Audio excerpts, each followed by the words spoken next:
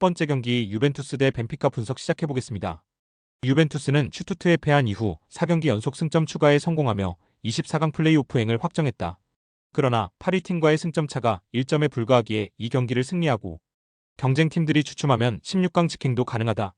지난 주말 리그 경기에서 선두인 나폴리에 패하며 리그 무패가 끝나긴 했지만 강력한 수비력은 여전했다.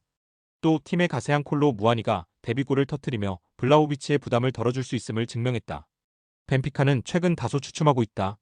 바르샤 상대로 나선 지난 챔스 경기에서 파블리디스의 해트트릭이 나오며 앞서갔지만 후반 대량 실점하며 역전패의 희생양이 됐고 리그에서도 카사피아에 패했다. 아직 승점 10점으로 24강행이 가능한 순위지만 이 경기를 패하면 챔스 여정이 끝날 수도 있기에 유벤투스 상대로는 수비 위주로 나설 수 있다. 유벤투스의 승리를 본다. 벤피카는 파블리디스와 아크티르콜루, 암도우니 등이 나서는 최전방의 마무리가 좋은 팀이다.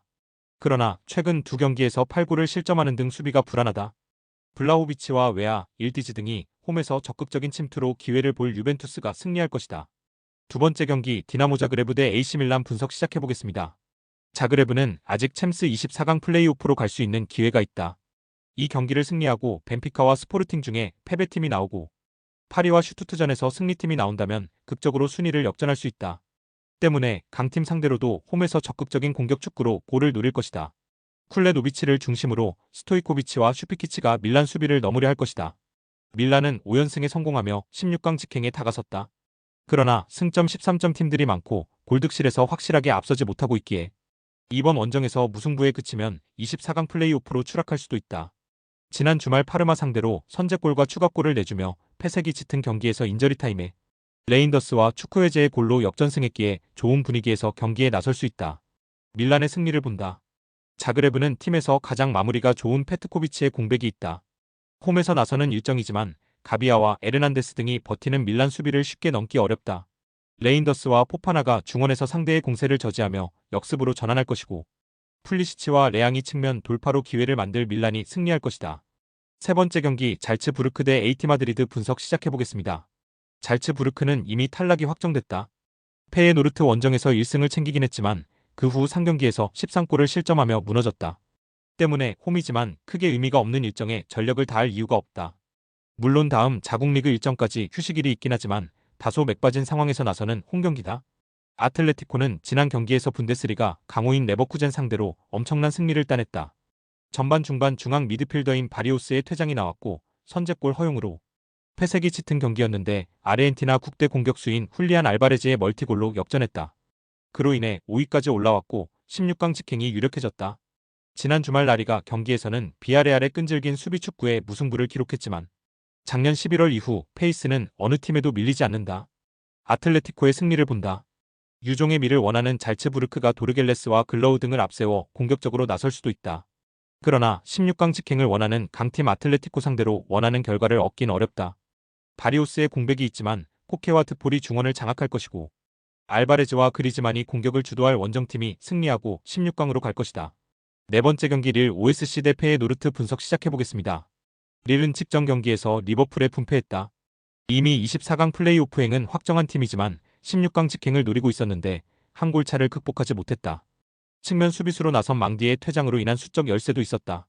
그래도 마지막 라운드 결과에 따라 8위권 진입을 노릴 만하다. 지난 주말 리그앙 원정에서 스트라스부르에 패하긴 했지만 로테이션을 가동했기에 이 경기에는 전력을 다할 수 있다. 페예노르트는 직전 홈경기에서 이번 시즌 챔스 최고의 경기를 했다. 분데스리가 선두인 미넨을 상대했는데 선발 스트라이커로 나서 멀티골을 기록한 히메네스와 교체로 들어온 우에다의 골로 완승하며 24강행을 확정했다. 그리고 이제 플레이오프를 피하며 16강으로 갈 수 있는 기회를 잡았다. 황인범의 결장 여파에도 베일런과 스탱스 등이 중원을 잘 지켜냈다. 릴의 승리를 본다. 페예노르트가 미넨과 프라하 등에 승리하며 좋은 최근을 보냈지만 챔스 원정 경기력 기복은 있다. 특히 한츠코와 트라우너의 중앙 수비가 힘있는 상대 스트라이커 저지에 애를 먹었다. 리그앙 최고의 스트라이커인 조나단 데이빗이 저돌적인 침투로 기회를 만들 수 있고 바커와 카벨라의 측면 지원으로 찬스를 만들 릴이 승리할 것이다. 다섯 번째 경기 에스턴 빌라 대 셀틱 분석 시작해보겠습니다. 빌라는 모나코 원정에서 분패하며 챔스 16강 직행의 위기를 맞았다. 그러나 24강 플레이오프 진출은 이미 확정한 상황이고 이 경기를 승리하면 파리 안진입도 노릴 수 있다. 셀틱의 기세가 대단하긴 하지만 상위 리그의 강팀이고 홈 경기기에 승리를 노린다. 홈에서 워낙 강점을 보이는 팀인데 유리 틸레만스와 카마라 등 중원을 주도할 선수들이 있고 와킨스가 공중볼 장악을 할 수 있다. 셀틱은 영보이스에 승리하며 24강 플레이오프행을 확정했다. 25위권인 맨시티와 디나모 자그레브의 승점이 8점이기에 이 경기를 패해도 순위가 바뀌진 않는다. 그래도 7위 팀의 승점이 14점이기에 이 경기를 잡으면 16강 직행을 노릴 수 있다. 수비적인 운영보다는 원정이지만 공격의 기여를 올릴 것으로 보인다. 빌라의 승리를 본다. 셀틱은 이번 겨울 이적 시장의 팀의 주포인 후르아시가 리그앙의 스타드렌으로 떠났다. 게다가 이 경기에는 마에다가 징계로 나설 수 없다. 아담 이다와 양현준, 게리트 퀸 등이 공격진에 나설 텐데 빌라의 탄탄한 수비를 넘기 어렵다. 호아킨스의 안정적인 마무리 외에도 베일리와 램지가 측면을 돌파로 공략할 빌라가 승리할 것이다. 여섯 번째 경기 지로나 대 아스날 분석 시작해보겠습니다. 지로나는 슬로반 상대로 1승에 그치며 챔스 24강 플레이오프행이 무산됐다. 리버풀과 밀란 등을 상대로 탄탄한 수비로 경기를 풀어가며 접전을 가져갔지만 승점을 따내지 못한 것이 컸다. 그래도 크레이치와 로페즈, 블린트 등이 안정감 있는 수비력으로 쉽게 무너지지 않았고 에레라의 수비 가담이 확실했다. 아스날은 자그레브를 완파하며 16강 직행에 성공했다. 릴과 페에노르트 등 승점 13점 팀 간의 맞대결이 있고 골득실에서 경쟁팀들을 압도하기에 비교적 편안하게 이 경기에 임할 수 있다. 주말에 맨시티와의 경기가 준비된 점도 감안해야 하기에 이번 라운드에는 베스트 11을 가동하지 않고 로테이션을 크게 돌릴 것이다. 네투와 은하네리, 티어니와 칼라피오리 등이 선발로 기회를 볼 것이다. 지로나의 승리를 본다. 전력상이나 분위기상으로 아스날이 압도하는 게 맞다. 그러나 아스날은 맨시티전을 위해 이미 16강행이 확정된 챔스 원정 일정에 힘을 뺄 이유가 없다.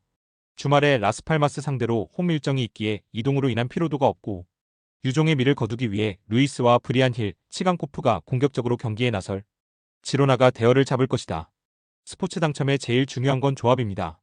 각 팀 분석을 잘한다고 하여도 조합을 못할 경우 큰 배당을 가져가지 못하는 거 다들 아실 겁니다. 그리고 유튜브에 조합을 올려드릴 수 있지만 좀 더 자세한 정보들과 배당 흐름 및 각종 이슈 등 경기 전까지 어떻게 될지 모르니 조합을 빠르게 유튜브에 올려드릴 수 없는 점 양해 부탁드립니다. 조합 신청은 아래 고정 댓글 링크로 조합 신청 말 걸어주세요. 금전 요구 및 멤버십 가입 조건 일체 없습니다. 좋은 건 서로 나눠 갑시다.